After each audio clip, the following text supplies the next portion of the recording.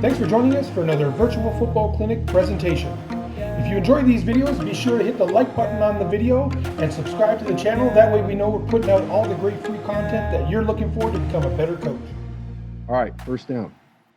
What do we have to stop on first down? Okay. Run game. Number one. You cannot win the game if you're letting up 5, 6 yards, 7 yards of carry. You need to stop the run.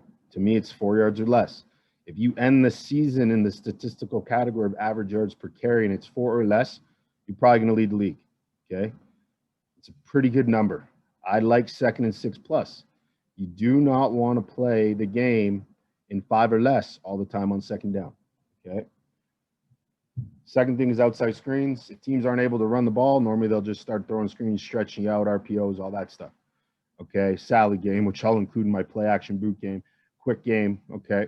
Very limited intermediate to long pass game in the CFL and the Canadian game. Okay. Do your studies. There's very limited intermediate to long pass game on first down. Most teams don't want to do it. You might get attacked with some shot plays, but most teams do those in specific field zones, so you have to be prepared for those also, okay?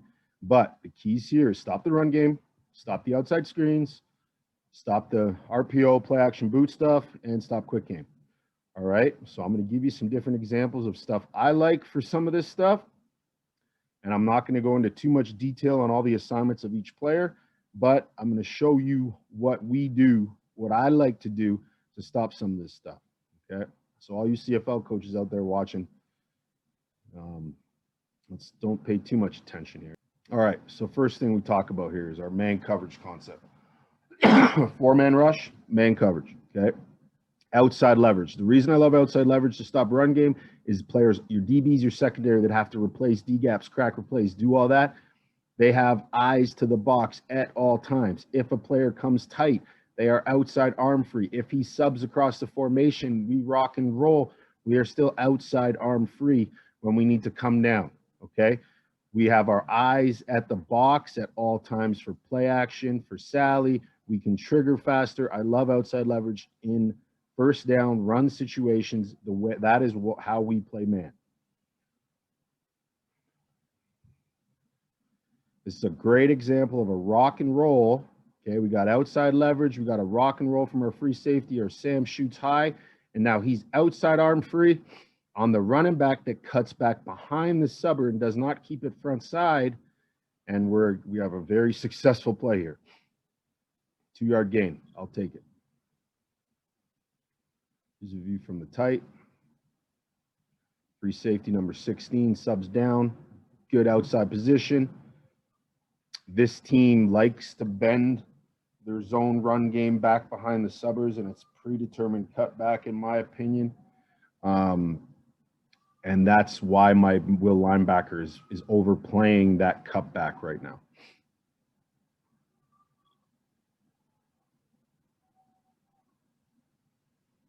All right, so that was a man concept.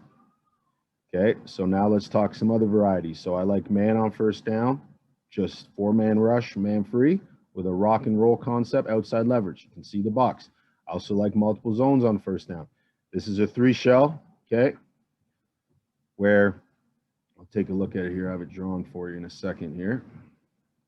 Okay, so this is the concept, all right? It's a zone concept, which is essentially a 3-week cut concept. Okay, we have multiple players, eyes to the box for the run fits. Now, they motion to 4-by-1. And they're bringing 2 players back into the boundary, whereas in this zone concept, I'm not as strong there. What we do in this concept is we will track our Sam over with the sub or the fling motion, and we will now trigger with our corner, who's a cut corner who should have triggered faster, with 2 players tight to the box. But this is the zone concept to stop the run. Whereas if the run happens the way it does right here, we should be in great shape because 31 should have seen 2 players tight to the box and triggered. 0 does a pretty good job of not making it a big play, but we are a gap short the way this plays out. The other way that this could happen is there could be a check here where the high player into the boundary could now become the low player, and it could turn into a double hold cover 3 concept if you wanted to play it that way. But I still like the multiple low players that we have here. When you take a look again at that drawing, I still like the amount of low players we have to play these tight motions to the box when the extra gaps are created.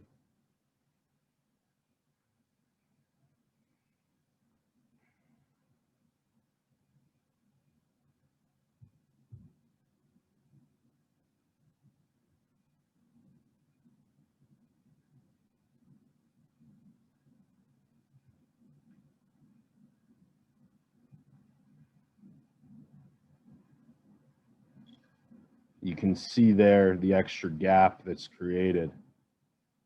You see the Sam number 0 tracking over with the sub motion here. We do spill or box with our defensive ends, depends on the week. That's a decent rep. The main thing here is 28, our boundary half and our boundary corner did not communicate who was going to be that extra outside defender here.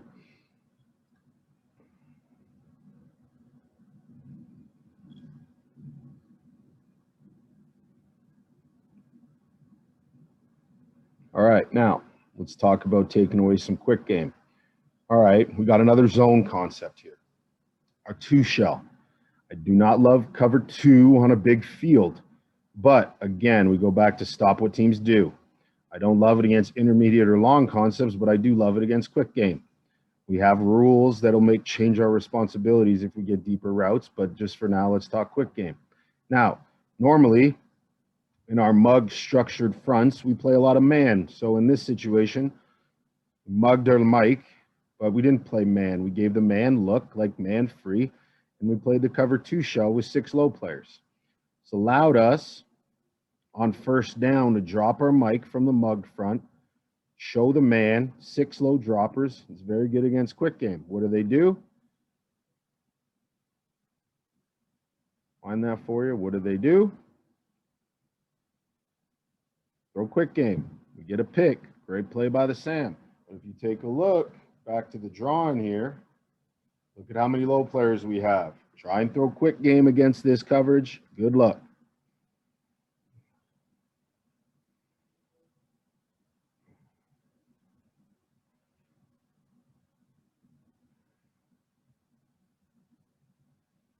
All right. Now let's talk about some pressures on first down that I'll take away what teams do on first down. All right. So we talked about our man free.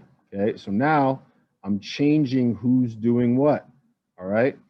I'm changing my free safety is now going to be my will linebacker, and I'm going to send pressure with my Sam. Okay. I do not like to rock and roll with my will linebackers when they are the deep middle players. I will just then track with the DBs.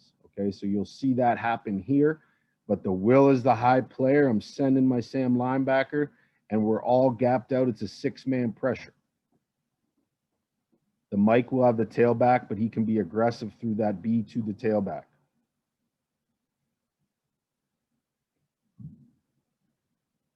Now they try and take a shot here off a play action. Normally, we are rock and rolling, so this would be a great concept, offensive concept, to beat our rock and roll with the 2 subbers. But called the play at the right time in this situation where we were not rock and rolling with our will linebacker high. We got some good pressure, and we knocked the ball out. Pretty good situation there. So mixing in some of these pressures on first down is a big deal too. You do not want to be static. 4-man rush all game. Okay, you have to create problems for the offense. All right.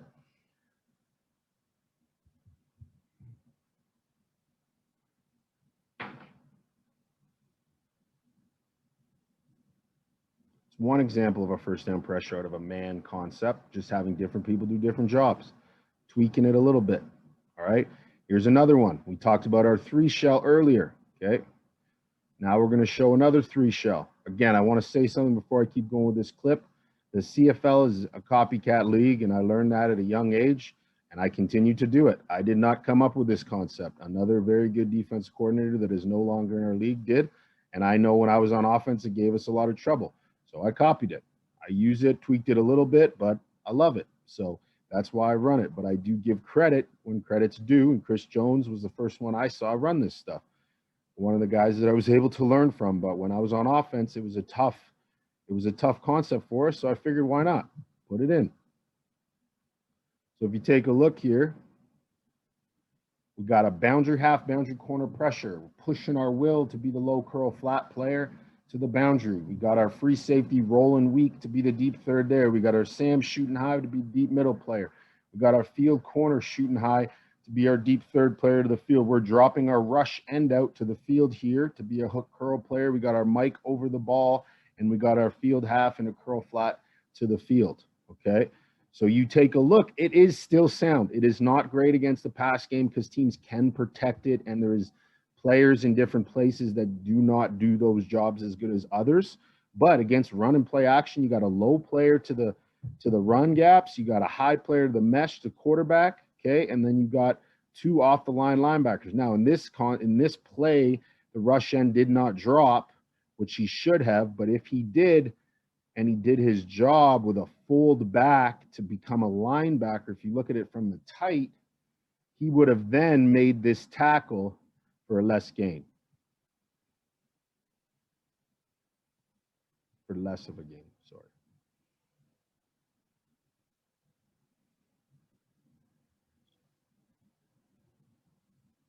All right, that was one example, okay? Now, totally different front, still first down. Gave you some pressures, okay? Gave you some base 4 down structure, even front, with some man, with some 3-week cloud, with some cover 2 shell. Now I'm coming out with a different concept out of a 3-4 front. Another 2 shell with a robber, but it's 3-4. Different in the run game. Teams have to block their zone different, okay? All the stuff changes. All the rules change, but it's the same rule coverage for us. It's not too difficult for these players to learn it. Now, take a look at the tight angle. How do we fit the 3-4? I give my guys a lot of freedom. Okay, let's take a look. Right now, we got C-gap players. We got a nose picking whichever gap he wants. If he stays front side, if he stays back side, these two will play off. They are both 2-gapping. Okay, they are both 2-gapping. Now, he is a D-gap defender, and he is a D-gap defender. But if run is away, I give them freedom to fold back in. Take a look. I will give them the freedom, like 48 does right here, to just make the plays as off-the-line linebackers. You take a look at 97, he backdoors it. That now gives 41 that front side B. That gives 36 that A, and 40 can help fold back in. And it ends up working out very nicely there.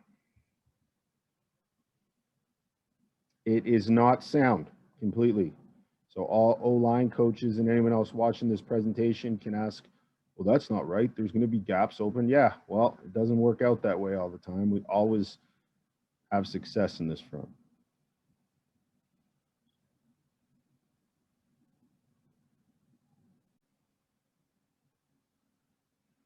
Okay, let's take a look at the pressure. It's another 3-4 structure.